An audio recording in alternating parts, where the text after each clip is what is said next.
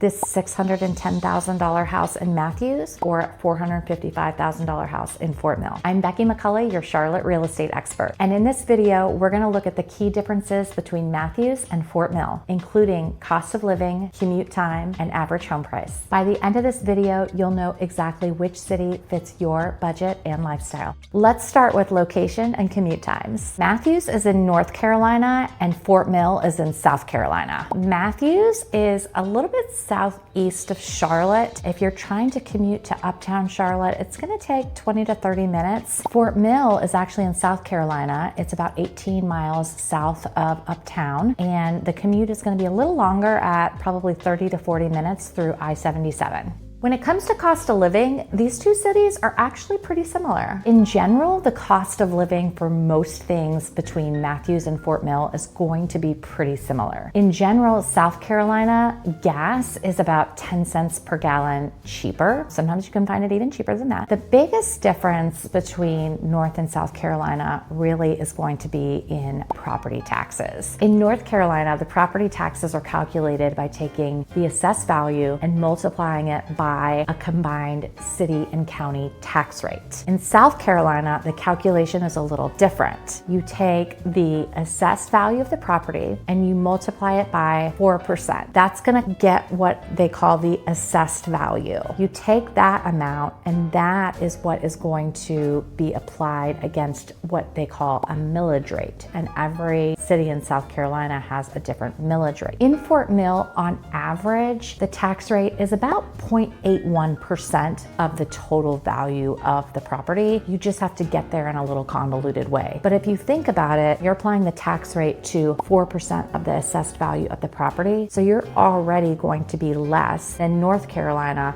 which is the assessed value, again, times the city and county tax rate. But in general, groceries, utilities, things like that are all gonna cost about the same amount in North and South Carolina. The community vibe of both of these places couldn't be more distinct. The vibe in Matthews is really sort of this charming location. They have an adorable downtown that's sort of reminiscent of days gone by. There's a ton of restaurants and shops. Also, because of the proximity to Charlotte, you also have a lot more access to shopping and restaurants in Charlotte as well. They have a ton of outdoor festivals in Matthews. They have Matthews Alive in the summertime. There's Squirrel Lake Park. Fort Mill is what I would consider a newer vibe. It's a lot of planned developments. You have places like Mason's Bend, Baxter Village, which are these master planned communities. You do have some larger homes and larger home sites there. It started because it was like an extension of Charlotte and where people were able to go to get lower property taxes and larger yards. There's a lot of outdoor activities. You're really close to Lake Wylie. Also, Ann Springs Close Greenway is one of the popular places there. I want to say it's over 2,100 acres. They have walking trails. A lot of people take their horses. Now, one of the downfalls of living in Fort Mill is, while you do have a lot of dining options and some boutique shopping, you don't really have the same variety of shopping and dining that you do in Matthews.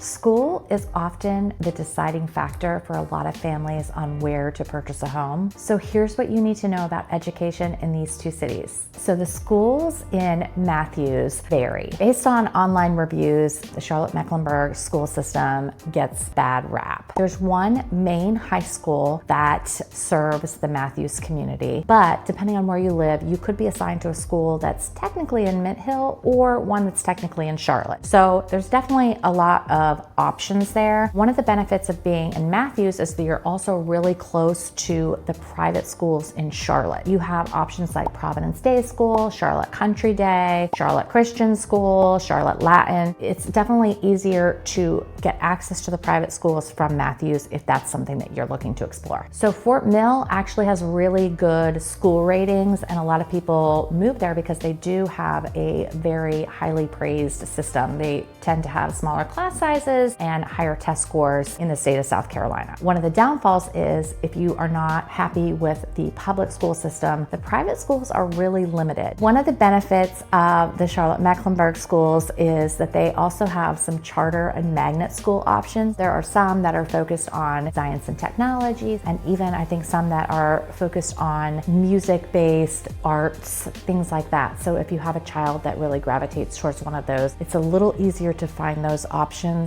in Matthews than it is in Fort Mill. Now for the numbers you've been waiting for, home prices and the real estate market. So here are some statistics about home sales in each location over the past 12 months. Matthews had about 895 homes sold over the past 12 months compared to Fort Mill, which had 1370. And I think the difference is because a lot of people are really gravitating towards South Carolina for not only the property taxes, but also some of the schools. Matthews is a really great suburb and it's very desirable. But again, just with the cost of housing rising across the area, Matthews has become a little bit more expensive. While the prices in general, you can get a similarly priced home, you're generally gonna have people gravitating towards Fort Mill. Now, the average time it takes to sell your house once it's listed in Matthews is about 8 days, and in Fort Mill, it's about 15. When you think about the amount of inventory you have in Matthews being, in the 800s versus